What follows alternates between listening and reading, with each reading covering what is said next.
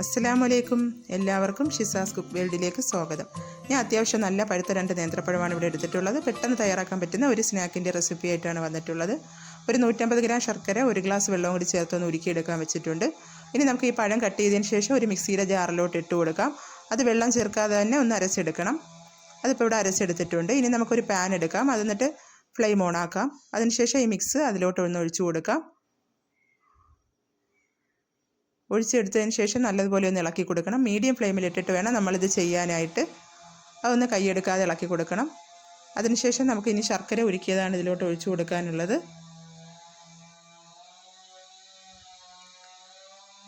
ഇനി നമുക്ക് ശർക്കര ഉരുക്കിയത് കുറേശ്ശെ അതിലോട്ട് ഒഴിച്ചു കൊടുക്കാം.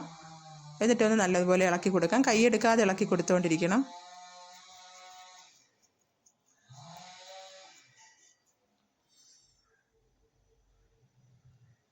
അതൊന്ന് ഒരുവിധം ആകുമ്പോഴത്തേക്ക് നമുക്ക് ഇതിലോട്ട് 1 ടേബിൾ സ്പൂൺ നെയ്യ് ഒഴിച്ചു കൊടുക്കാം.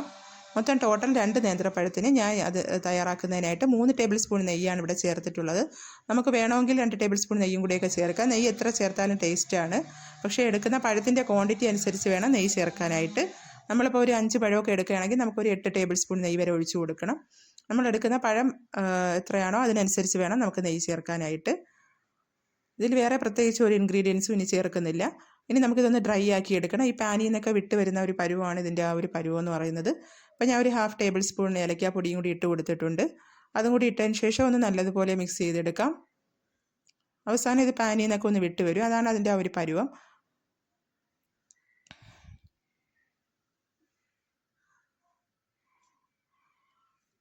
ഇനി നമുക്ക് വേറൊരു പ്ലേറ്റിലോട്ടോ ഒരു ട്രേയിലോട്ടോ ഏതിലോട്ടോ വേണമെങ്കിലും നമുക്കിത് മാറ്റിയതിന് ശേഷം ഇത് സെറ്റ് ചെയ്തെടുക്കണം. സെറ്റ് ചെയ്തെടുത്തതിന് ശേഷം വേണം നമ്മളിത് കട്ട് ചെയ്ത് കഴിക്കാനായിട്ട്.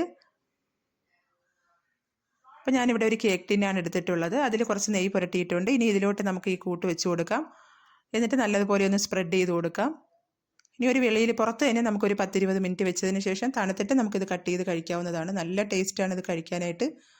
എല്ലാവരും ഇതൊന്ന് ട്രൈ ചെയ്ത് നോക്കണം. എൻ്റെ വീഡിയോ ഫുൾ കണ്ടതിന് ശേഷം ഇഷ്ടപ്പെടുകയാണെങ്കിൽ ലൈക്ക് ചെയ്യാനും ഷെയർ ചെയ്യാനും സബ്സ്ക്രൈബ് ചെയ്യാനൊന്നും ആരും മറക്കരുത് കേട്ടോ.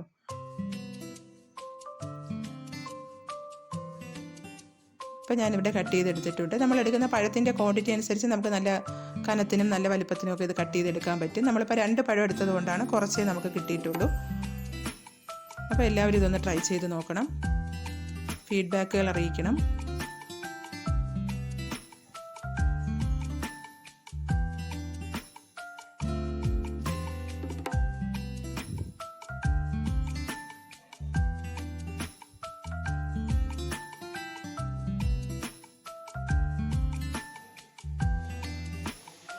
അടുത്ത പ്രാവശ്യം നല്ലൊരു റെസിപ്പി ആയിട്ട് വരാം. Okay, thank you.